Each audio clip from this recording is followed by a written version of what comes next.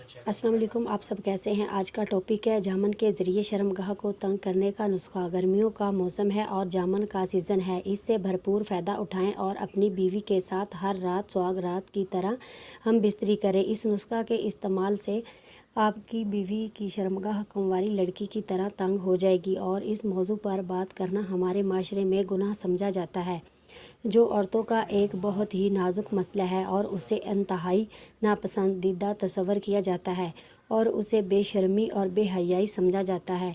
यही वजह है कि ख़वातीन शर्म के मारे इस मसले का तज़किरा किसी से नहीं कर पाती। क्या कभी आपने सोचा, कोठे में मौजूद औरतें, जिनको आम ज़बान में कंजरियाँ भी कहा जाता है, ये औरतें अपनी शर्मगाह की देखभाल कैसे करती हैं? क्या आपने कभी सोचा है कि रोज़ाना 10-10 मर्दों के साथ हम बिस्तरी करने के बावजूद ये औरतें ऐसा क्या करती हैं कि उनकी शर्मगाह तंग, साफ़ सुथरी, सफ़ेद और खुशबूदार रहती है।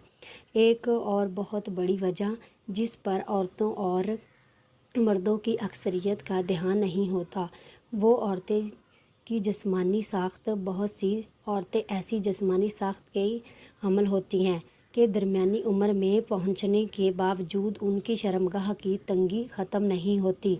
इस तरह कुछ औरतों की जिस्मानी बनावट और साख्त ऐसी होती है कि उनकी शर्मगाह का साइज़ बड़ा होने की वजह से मर्द शकूक व शुबहात का शिकार हो जाते हैं।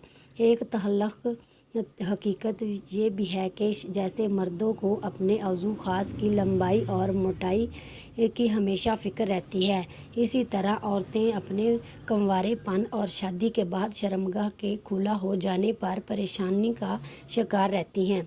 इस मसले के हल के लिए बड़ी मेहनत के बाद मैं आपके लिए एक आज़मूदा नुस्खा लेकर आई हूँ। एक बात याद रखिए, जिस पर हर औरत की जिस्मानी साख्त मुख्तलिफ है, इस तरह ज़रूरी नहीं कि आप जो नुस्खा इस्तेमाल करेंगी वो लाजमी आप पर अपना असर दिखाएगा। नुस्खा आज़मूदा है, अल्लाह का नाम लेकर शुरू कीजिए, ज़रूर फ़ायदा होगा। जामन के ज़रिए शर्मगाह को कुंवारी लड़की के जैसे तंग करने का नुस्खा। जामन की गुठलियाँ का बारीक सफ़ूफ बना लें और सफ़ूफ 3 ग्राम लेकर उसको उंगली नमा पोटली बनाकर उसमें भर लें और फिर शर्मगाह में रख दें। 15 यौम तक रोज़ाना 4 घंटे रखने से औरत कुंवारी जैसी बन जाएगी और औरत की जवानी वापस लौट आएगी। आपको आज की वीडियो बहुत ज़्यादा पसंद आई होगी। प्लीज़ लाइक और कमेंट्स करना ना भूलें। मेरे चैनल को सब्सक्राइब करें। अल्लाह हाफ़िज़।